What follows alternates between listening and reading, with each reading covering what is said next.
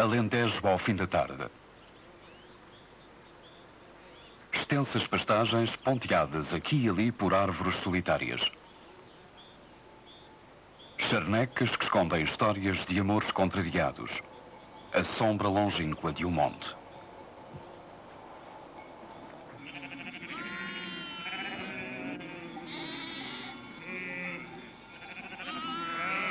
O sol, prestes a mergulhar no mar das searas, lembra a hora mágica que dá como findas as tarefas do dia.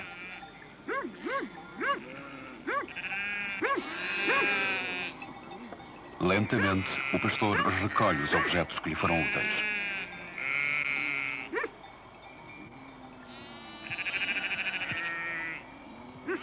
Reúne as ovelhas e inicia o regresso a casa. Uma rotina que passa ainda pela conversa quase murmurada no café da terra.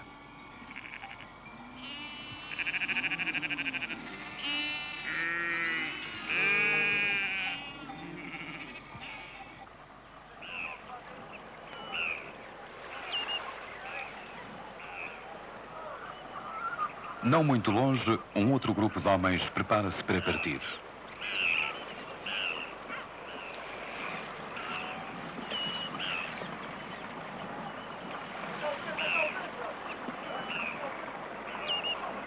Na enseada apertada do porto, a massa úmida do nevoeiro aprisiona os últimos raios de sol, esbate os contornos quentes da tarde.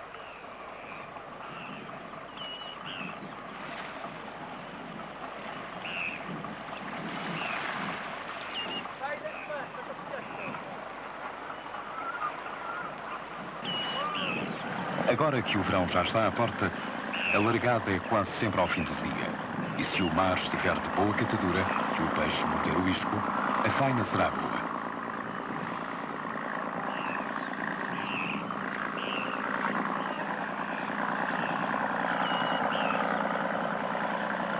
Sem o saberem, estes homens têm com o pastor do sobreiral uma coisa em comum: a cortiça.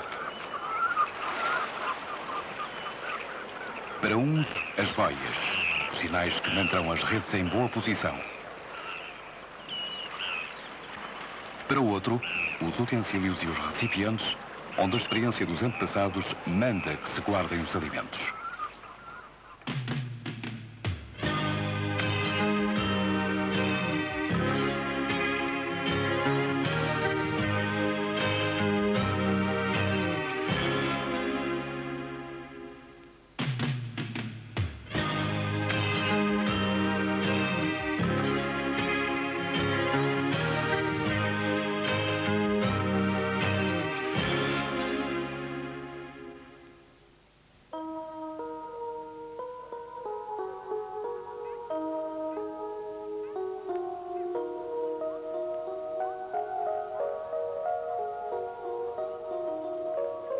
Árvore antiga habituada a solos pobres, o sobreiro é, juntamente com a azinheira, uma das mais significativas espécies do coberto florestal primitivo.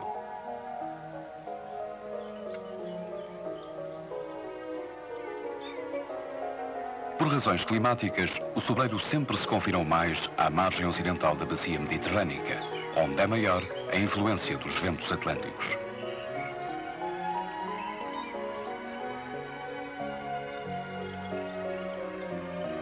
Não há, no entanto, país do norte da África ou do sul da Europa que não mantenha e cuide, ainda hoje, dos seus montados de sogro ou azinho.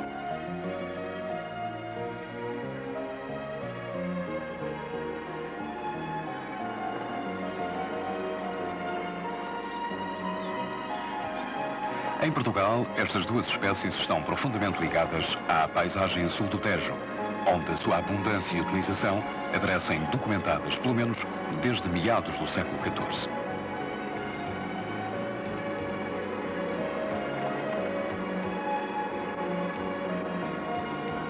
A presença de sobro e azinho entre nós foi sempre tão forte que muitas localidades devem mesmo o seu nome à existência destas árvores.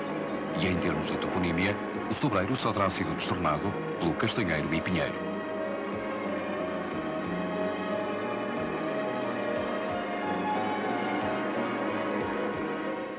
A azinheira e o sobreiro fazem efetivamente parte da flora autóctone, e eles eram realmente, revestiam toda esta área com uma tal intensidade que, e segundo nos relatava Rodrigues Lafuente, um pequeno mamífero que existia em tempos remotos e que se chamava ardila, deslocava-se desde o Elva até Badajoz, saltando de engenheira em engenheira. Evidentemente que à medida que o homem foi fazendo uso do meio onde se foi desenvolvendo e progredindo, começou realmente a degradá-lo a um ponto tal que hoje temos os nossos bosques reduzidos à escassez diária e à péssima qualidade que a maior parte dos elementos arbóreos de azinheiros e sobreiros apresentam.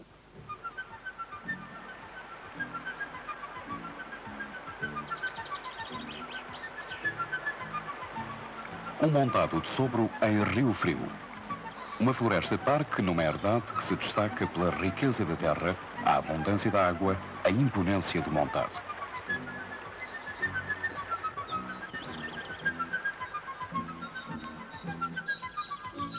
Ao todo serão algumas centenas de hectares de árvores bem alinhadas e espaçadas, uma campina larga onde o sol entra a jorros, inundando de luz os troncos e o verde compacto das searas.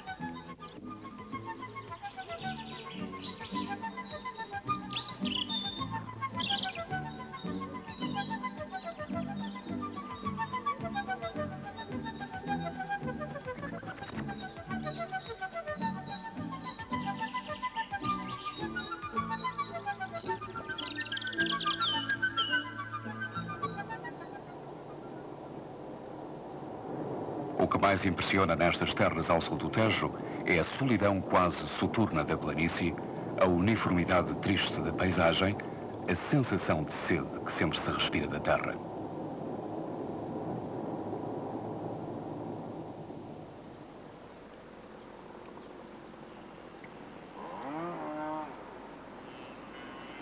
O homem que, com as suas atividades, muito tem contribuído para a extinção de algumas espécies, cedo descobriu que aqui, do sobreiro, poderia obter um rendimento seguro. Os frutos eram um excelente alimento para os gados, a cortiça uma matéria-prima muito especial, riqueza que ao longo dos séculos sempre soubera vencer todas as suas possíveis rivais.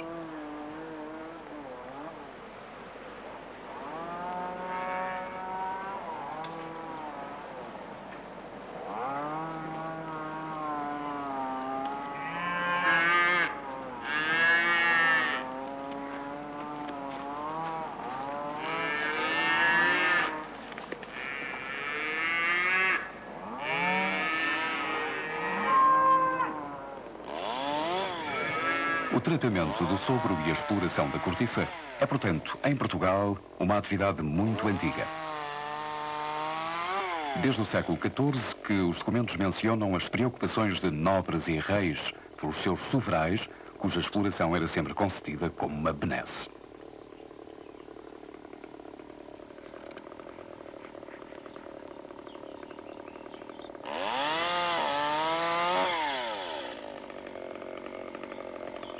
Nesse tempo, quem danificasse sobreiros ou azinheiras, ou fizesse uma exploração não autorizada da sua riqueza, incorria em pesadas penas que poderiam ir de simples multa ao mais duro castigo físico.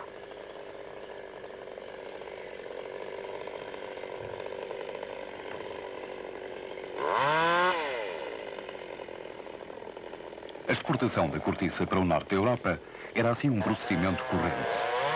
E de tal modo deveria ser um negócio rendoso que justificou mesmo a concessão de monopólios.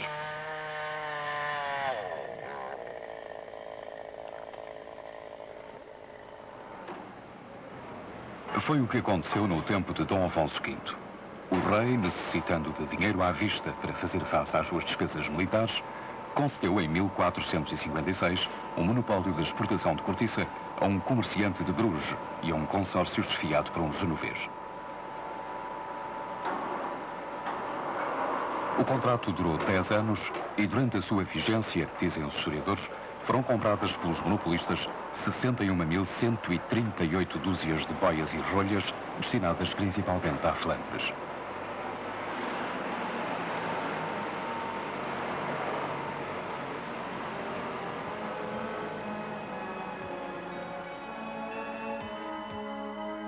Ainda hoje, a venda de cortiça representa uma fatia importante no valor das nossas exportações de produtos florestais. 25% de tudo o que vendemos, o que corresponde a algumas dezenas de milhões de contos. Os montados de sobre não envelhecem. Portanto, isto é ele vai-se renovando continuamente. Aparecem árvores caducas que nós temos que tirar, temos que cortar, mas entretanto vão aparecendo outras novas que vão substituindo essas. Então porquê é que acha que os agricultores, sendo a árvore rentável e sendo fácil o tratamento da árvore, porquê é que os agricultores se desinteressaram do sobreiro? Julgo eu, por uma razão muito simples. É fácil meter, portanto, os milhares de contos que as cortiças vão dando no bolso e é muito difícil tirar algum para a manutenção dessas áreas de sobreiral.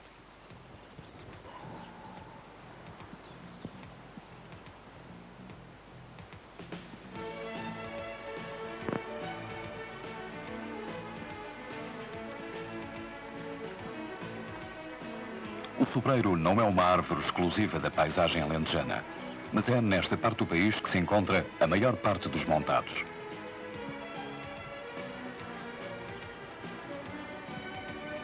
A disposição das árvores e a abertura dos terrenos lembram mais um jardim bem arrumado e cuidado ou um pomar de frutos do que propriamente uma floresta. Mas é uma floresta que o homem modificou, imprimindo-lhe características muito especiais.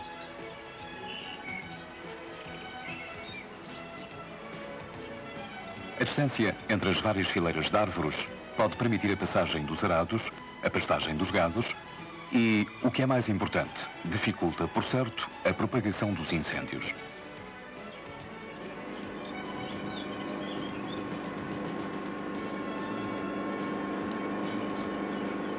Ao todo serão 600 mil hectares de um bosque alto e aberto que, alheio a fronteiras, se estende por vezes até a Espanha.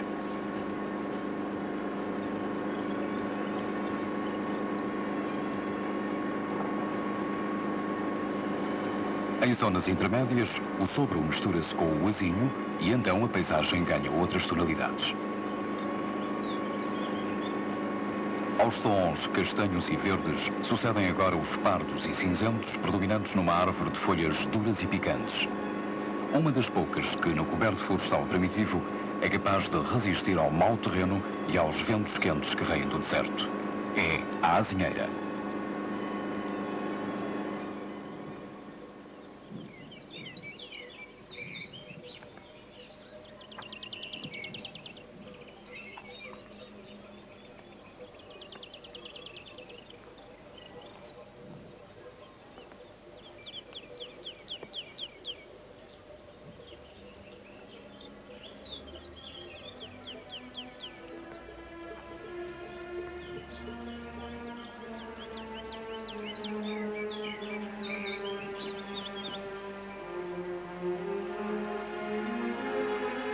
Por tradição, a azinheira sempre esteve ligada à criação do porco negro, que, na economia de montado, já desempenhou um papel preponderante. A peste suína africana, a falta de mão de obra especializada e até as alterações sociais dos últimos 10 anos vieram, no entanto, modificar profundamente esta relação.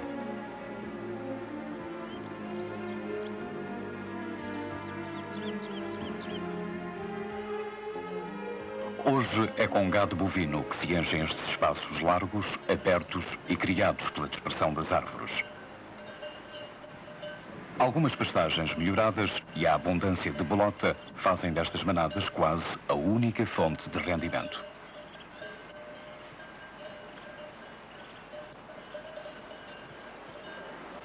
Ao perder essa componente fundamental, que era o porco, o montado de azinho perdeu também o essencial da sua importância.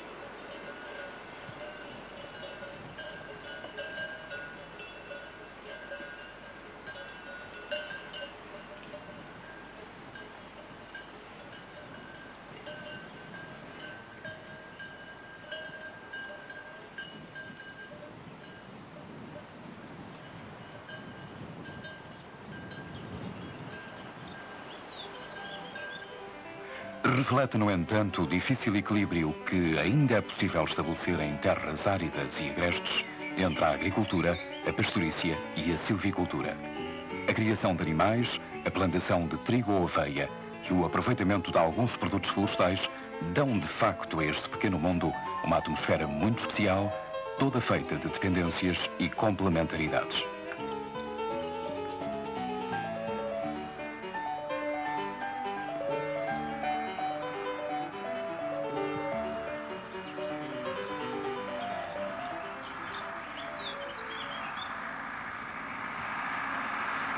Mas o montado de asinho está em crise. As necessidades de um crescimento económico rápido e seguro e as mais recentes alterações de caráter social vieram acentuar a sua desatualização.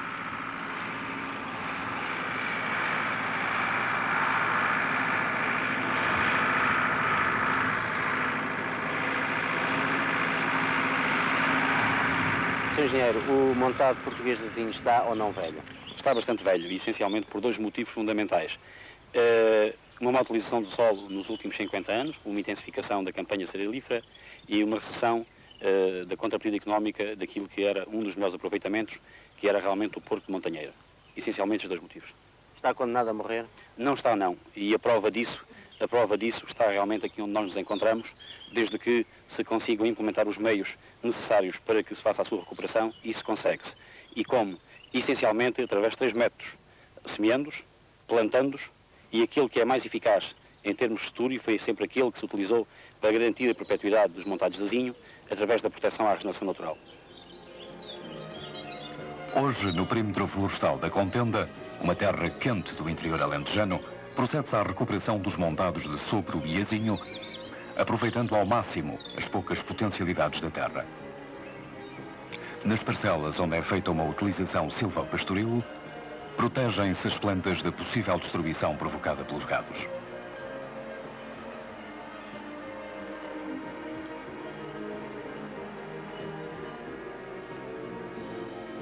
Nas áreas de fraca ou nula aptidão agrícola, vocacionam-se as explorações para o uso seletivo da caça e para a proteção das espécies raras ou em vias de extinção.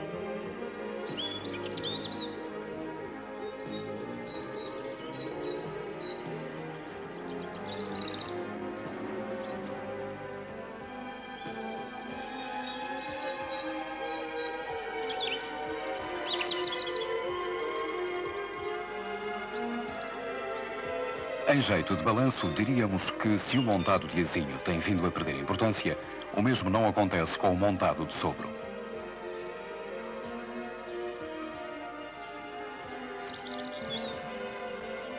A perenidade da cortiça e o alto rendimento que se obtém da sua exploração asseguram uma vitalidade a estes bosques só comparável à que hoje se obtém com as grandes florestas industriais.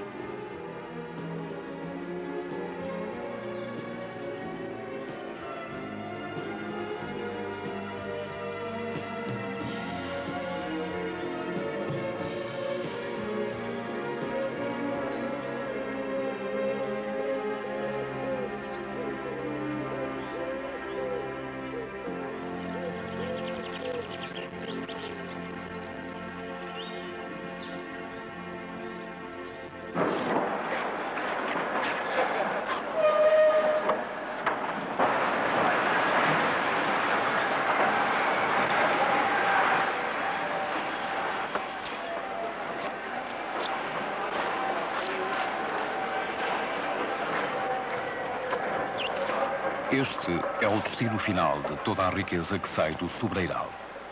Uma corticeira moderna onde tudo se processa a um ritmo que pouco tem a ver com a paz bucólica da paisagem alentejana.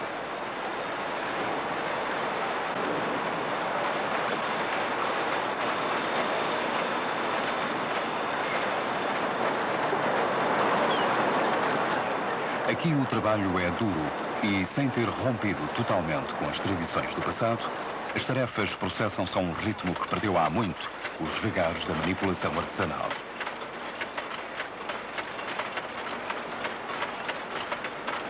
A melhor cortiça ainda é a que é escolhida e trabalhada pelas mãos hábeis destes homens.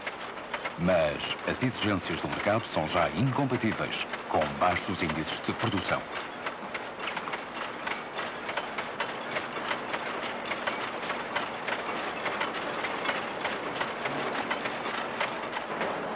As corticeiras nacionais foram quase todas construídas no norte, para estarem perto dos mais importantes produtores de vinho do Porto, de quem sempre foram fornecedoras.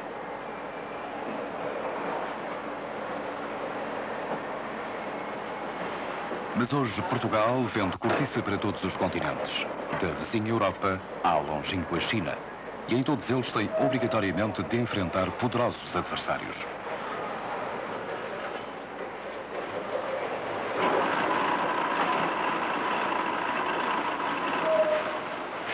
A utilização de avançadas tecnologias de fabrico, a par dos mais tradicionais e melhores métodos de escolha e seleção das rolhas, tem vindo a garantir-nos uma efetiva e permanente liderança do mercado.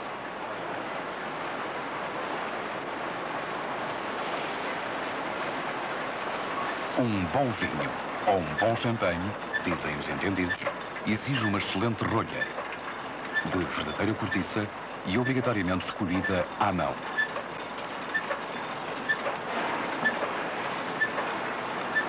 Só assim se impedirá a saída dos bons espíritos que toda a garrafa contém. As grandes unidades transformadoras de cortiça estão quase todas no norte. A matéria-prima vem do sul. O drama do Alentejo, extensivo a uma grande parte do país, é talvez esse, o de nunca ter podido levar até ao fim o processo de exploração das suas próprias riquezas. Enterrados que parecem estar todos os fantasmas e mitos das décadas passadas, Portugal tem vindo a ganhar novas áreas para a floresta, a ensaiar novas espécies, a reconverter uma parte do seu parque florestal.